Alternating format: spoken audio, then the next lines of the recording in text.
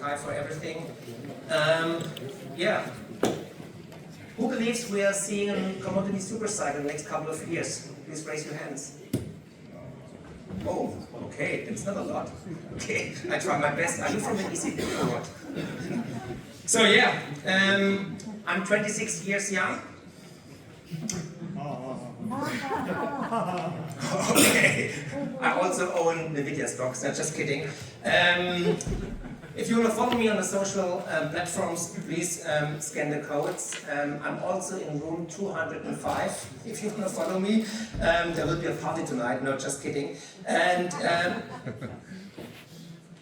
that's my companies. I'm honored to be also a sponsor of the Deutsche Goldmesse today with the new brokerage solution we created to buy commodity stocks all over the world. And we have a service hotline which is not like AI, it's like human. You know what it is? You know, you call somebody and there is a human being answers the questions and you can talk to them in real time. So that's the USP, I guess.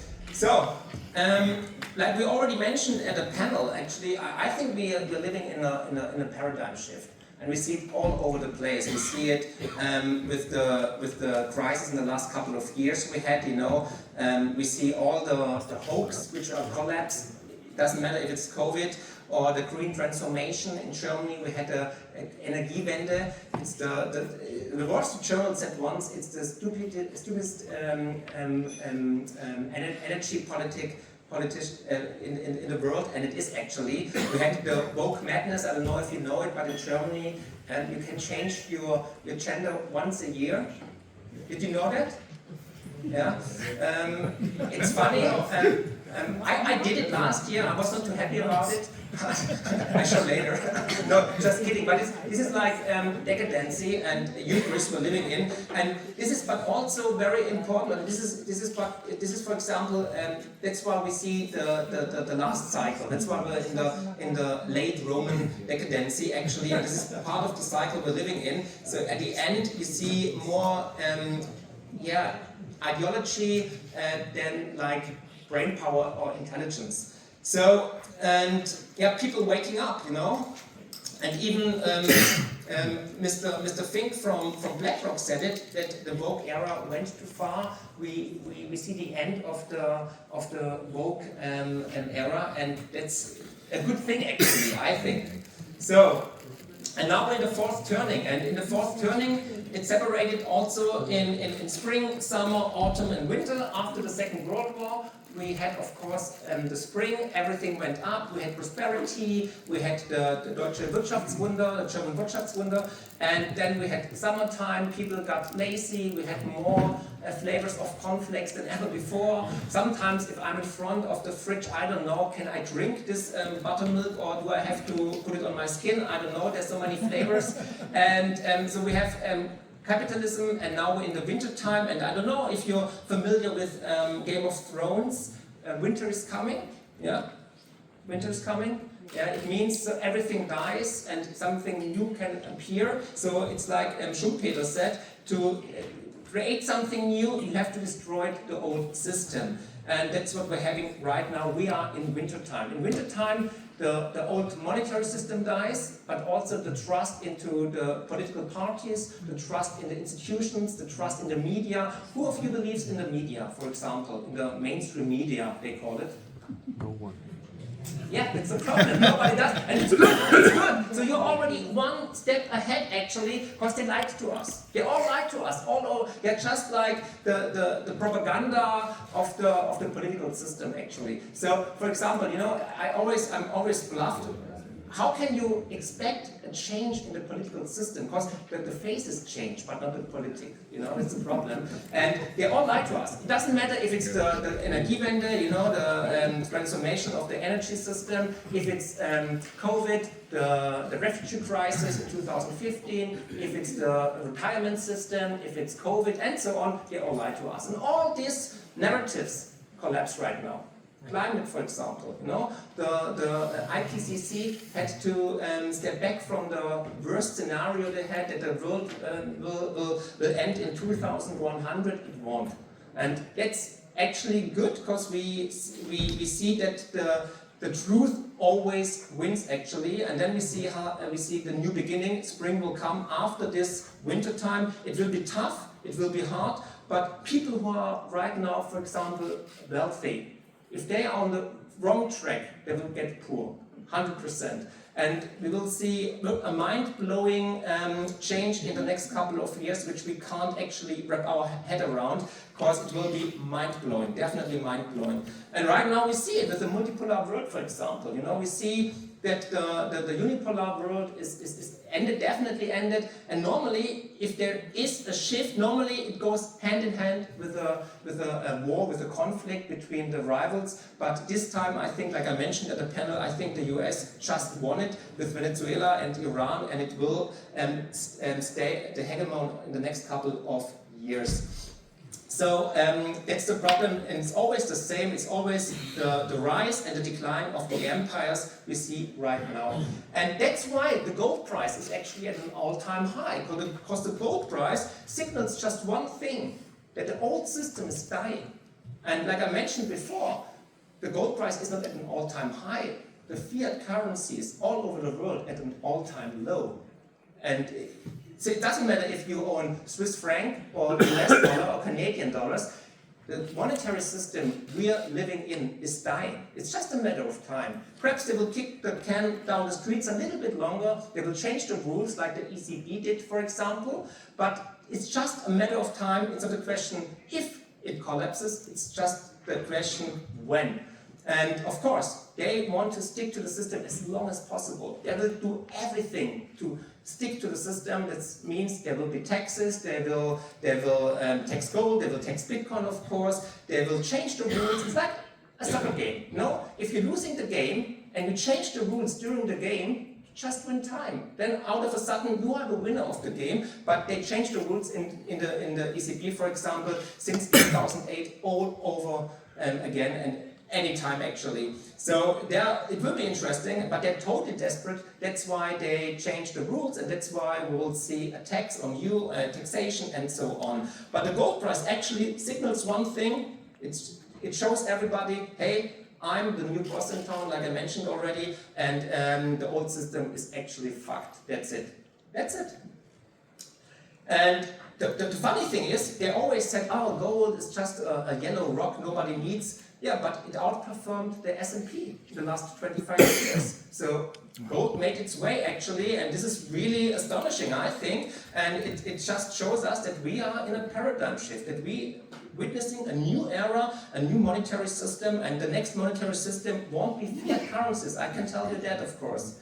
And it wasn't only Donald Trump, but there's the saying, he who has the gold makes the rules, and that's it actually. That's why the US is installing, for example, a Bitcoin reserve system, but they also want to audit Fort Knox to check if the gold is still there. We will see.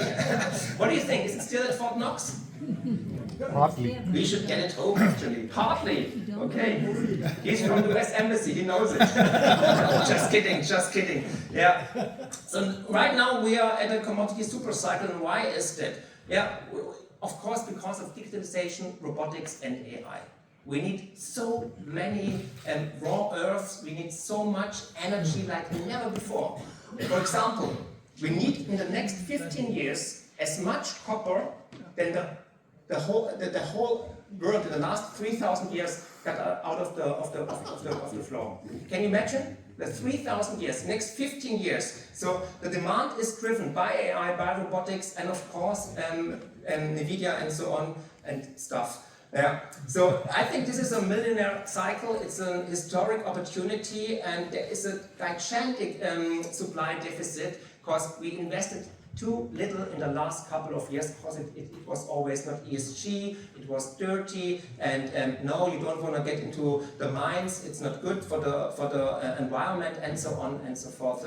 So right now we have so much demand, but we have a gigantic supply deficit actually, and this will actually bring higher prices. And if you look at this chart, for example, we are extremely cheap to the S&P 500, because tech is really trendy. Everybody owns tech stocks, NVIDIA and so on, which is good, okay? But I believe that growth will definitely underperform value in the next couple of years. So I would switch, not everything, but switch a little bit, you know, because I think value shares, value stocks will be definitely the outperformer the next couple of years because what I mentioned, because of the deficit and everything. And the capex, you know, how much did we invest in the last couple of decades into new mines and so on? It's also all-time low. Every mine out there can tell you the same story. It was hard to get money, now it's getting easier, but nobody invested in new oil fields, in gas, in coal, or in new mines. So we invested too little, and that's why we have a big shock, actually, a deficit in the mines and everywhere with the raw earth and so on. The last great discoveries we had in 2015 actually, and you see it's just sinking since the great financial crisis, since 2008, less and less discoveries, and that's the problem because we need so much copper in the next couple of years you can't imagine. So the price will go up. That's why we see an all-time high yesterday and today and the next couple of years as well, because there will be a big deficit. And the same with mining explorations versus the price of copper.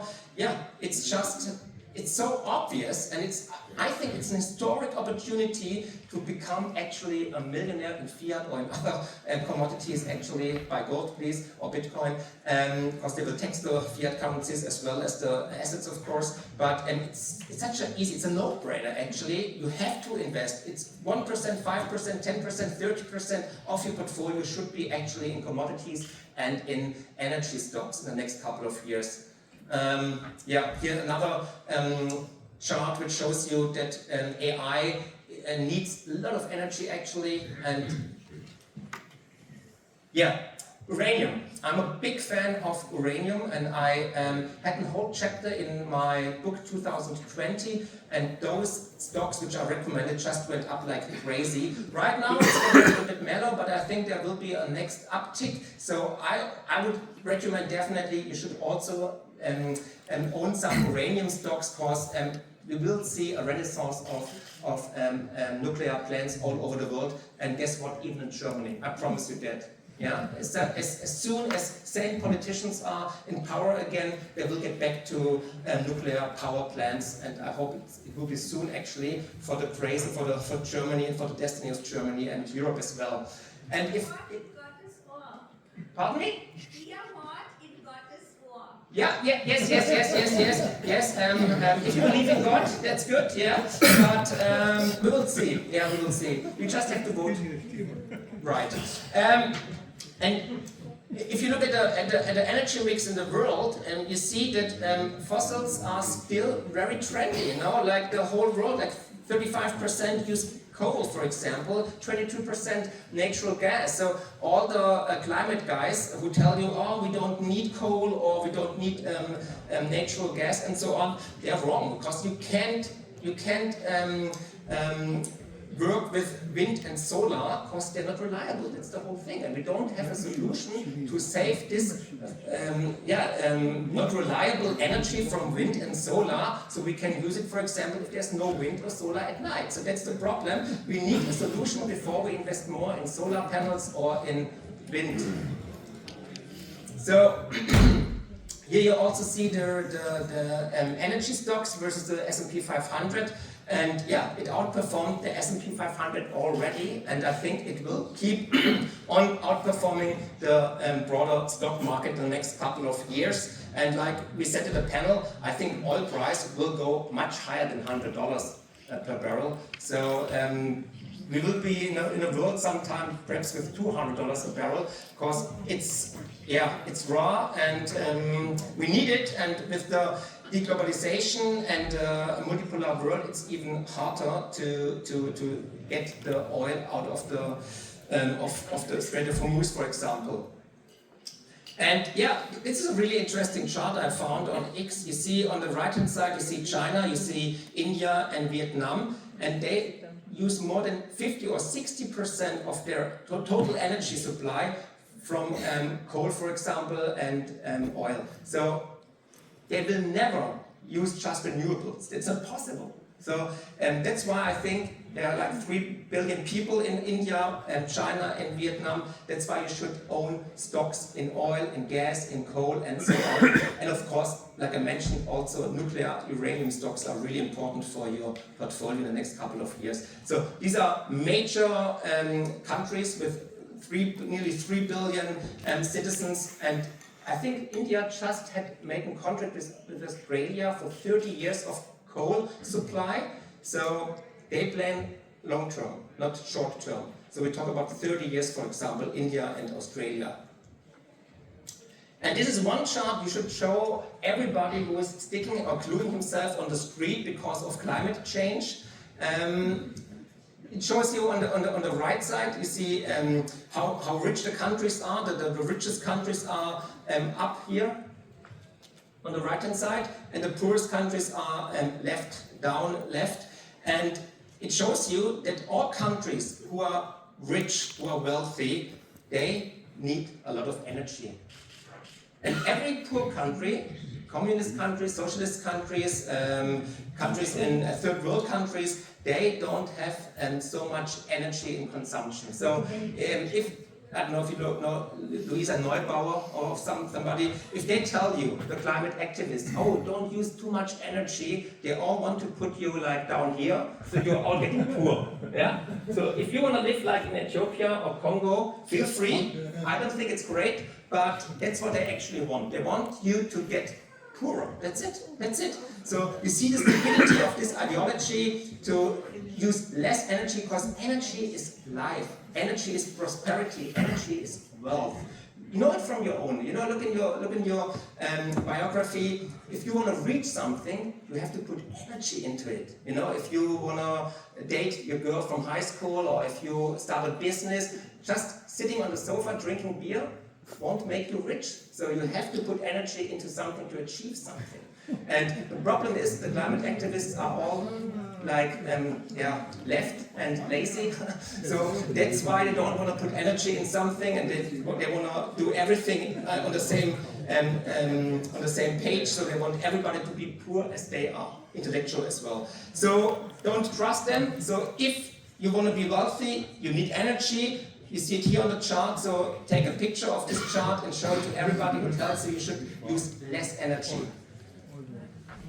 I expect actually a stagflation. So stagflation means we have high inflation and low to nearly zero growth.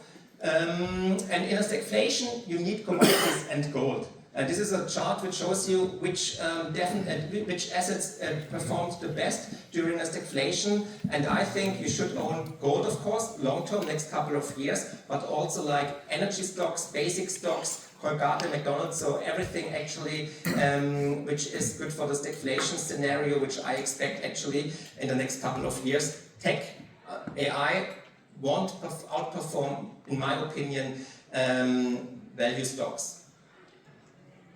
And here's the investment cycle, which is always the same. It starts with gold, then there's copper, then energy, and then fertilizers, agricultural commodities.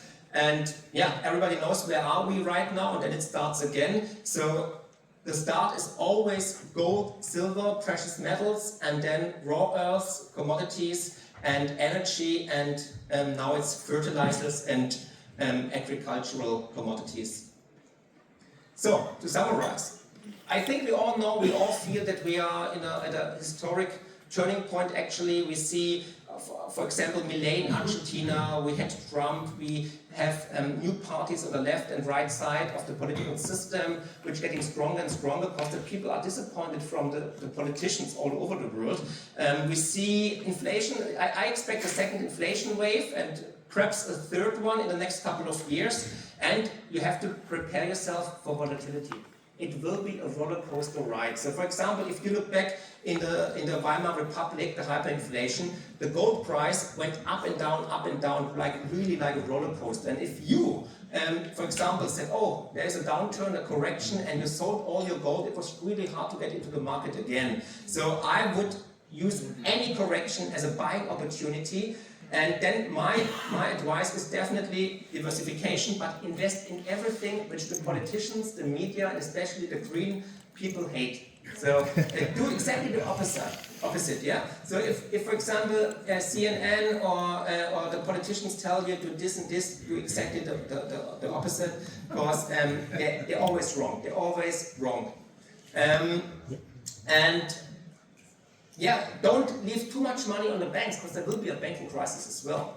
And the fiat currency is dying, so if you have too much money in your on your bank account or under your pillow, it will definitely lose purchasing power more than you can expect. So if you, for example, look gold price in the last 25 years, you lost like 96% purchasing power against gold, against Bitcoin, digital gold, of course, 99%, and this is just keeping going on. In the official statistics of the ECB, it says 43% since the introduction of the euro, which is also already a disaster, I think, but they say it's good, 2% inflation every year. Nobody could tell me why it's good to lose 2% purchasing power every year, but they say it's good. I don't think. I like deflation more than inflation, but that's another topic. But I would definitely invest in these crazy times where the central banks will flood the market with more and more liquidity, and I expect, of course, that they cut the interest rates with the next crisis, and the midterms are on the horizon, and Trump wants to win, of course, again. So if the money, the monetary, the global monetary M2 liquidity is rising again, then limited assets are definitely the place to be. So we will see M2 rising to new record highs. We will see that the balance sheet of the Fed is already bottoming. I think it's already getting up again. So there will be more liquidity, and more liquidity means every limited asset on this planet will rise in price. On the other side, the purchasing power of your paper bills will just decline more and more.